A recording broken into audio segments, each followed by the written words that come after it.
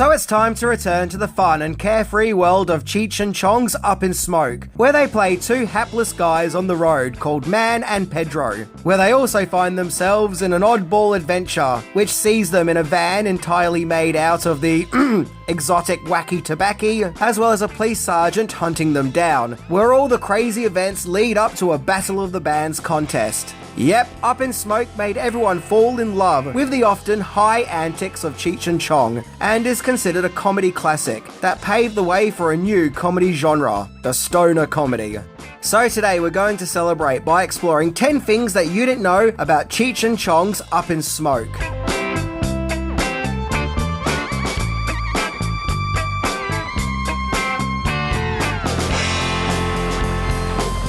Hey man, today we are literally going up in smoke as we watch Up in Smoke. So let's light it up as we explore 10 things that you didn't know about Cheech and Chong's Up in Smoke. Man, I've already said the title in this sentence 3 times already. So let's check it out and make sure there are plenty of snacks along the way in case we get the munchies. Number 10, the Cheech and Chong origin story.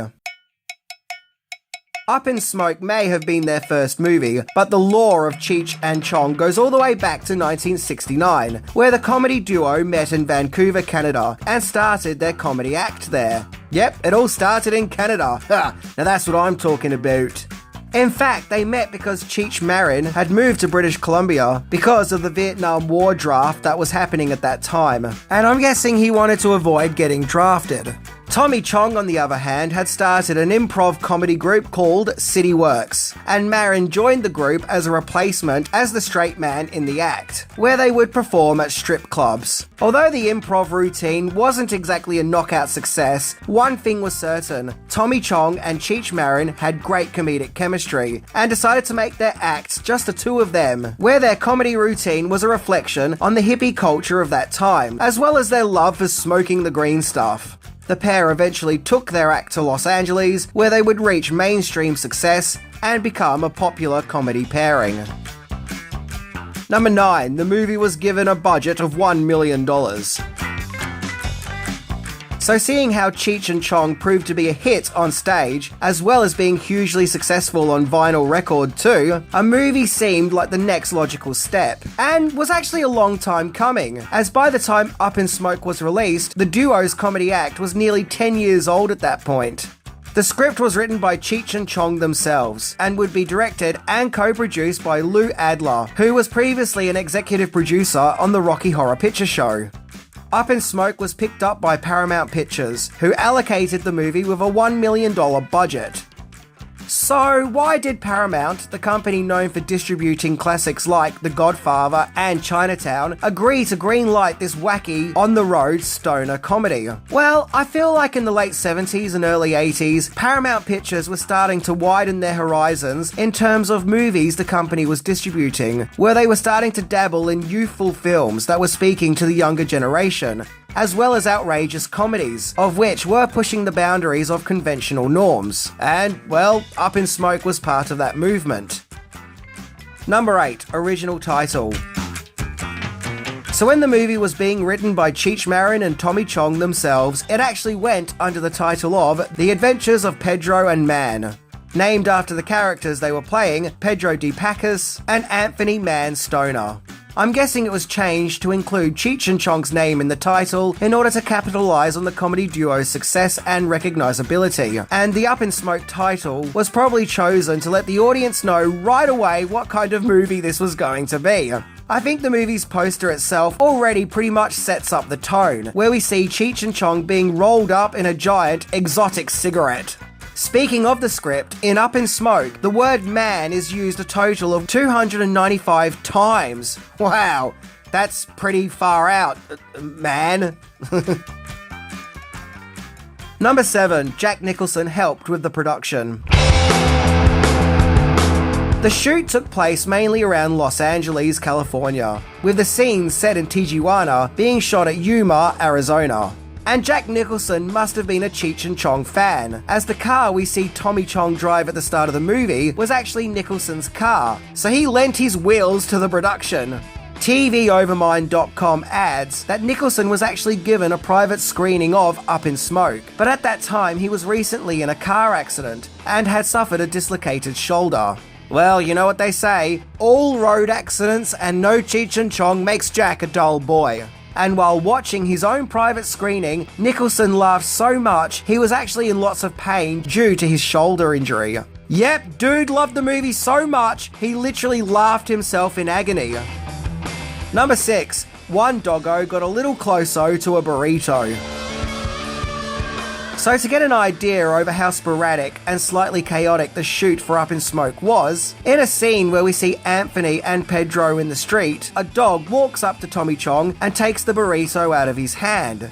This actually wasn't planned, nor was it part of the script. This was pure comedy serendipity, as while Cheech and Chong were filming on the street, a stray dog, doing its own thing, approached them and took Tommy Chong's burrito. So because this comically funny encounter had just taken place, they decided to incorporate it into the movie. So Cheech and Chong managed to get more laughs from the audience, and this hungry dog got a free burrito. Everyone's happy. Number 5, would you shave your head bald for $25? And no, this isn't just the title of this segment. Seriously, would you shave your head for $25? I could never do that. So in Up in Smoke, we briefly see some Hare Krishnas. And no, these weren't some real-life Hare Krishnas the production managed to scoop up and use for the movie. They were in fact movie extras who were paid an additional $25 for shaving their heads clean bald. Now, according to Google, by 1978 standards, that would have been the equivalent to $123 today. Well, for shaving their heads bald, I hope they were able to get some nice things that you could have gotten in 1978, like flares, or that Milton Bradley Simon Says game, or the Saturday Night Fever soundtrack, or whatever it was people were doing in 1978. Bald extras weren't the only co-stars to grace Up in Smoke, as the movie features the legendary actor Stacy Keach as Sergeant Stedenko, a police officer who's trying to hunt down our two main substance-affected heroes, as well as minor roles from Tom Skerritt and Harry Dean Stanton, who actually featured in a deleted scene. Just 1 year before both actors would be on the Nostromo and have to face an alien. Ugh. Number 4, Paramount weren't impressed.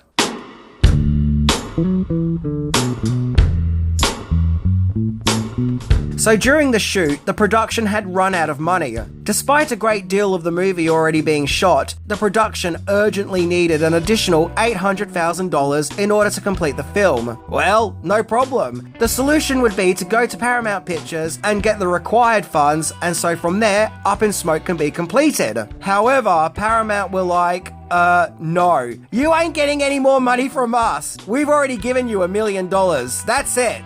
Apparently, Paramount president at that time, Michael Eisner, saw an early cut of the movie and really wasn't impressed, and because of that, didn't want to fork out any more cash. So that right there could have been the end of Up in Smoke.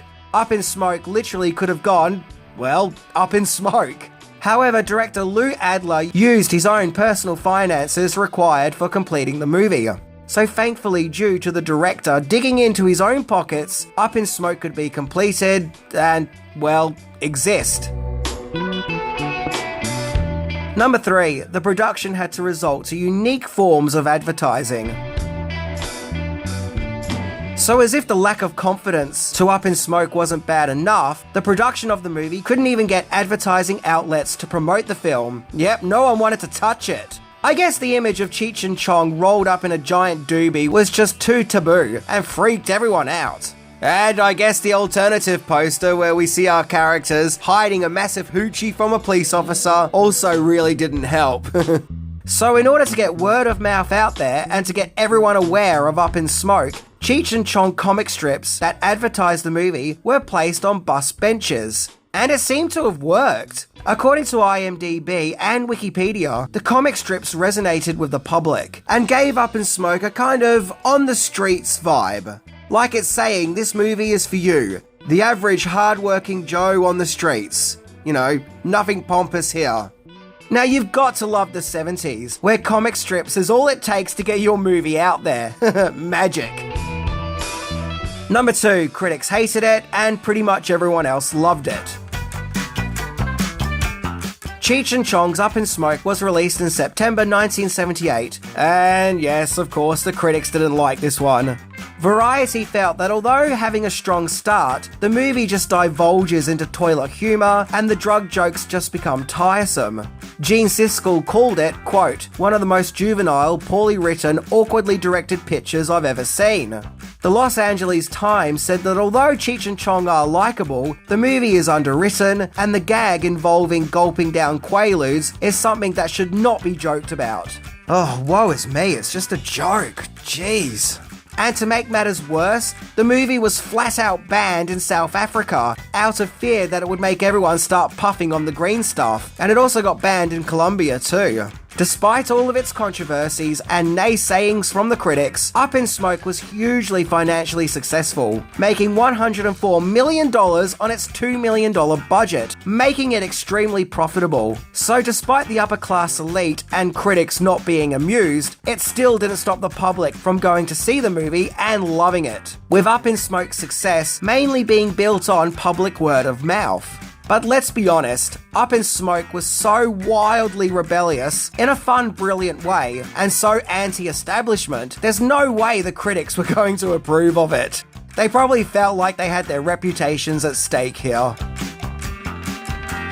Number 1. Rise of the Cheech and Chong Cinematic Universe. Up in Smoke would go on to become a cult classic, often considered one of the greatest comedies of all time, and many consider it the greatest dude bro stoner comedy of all time.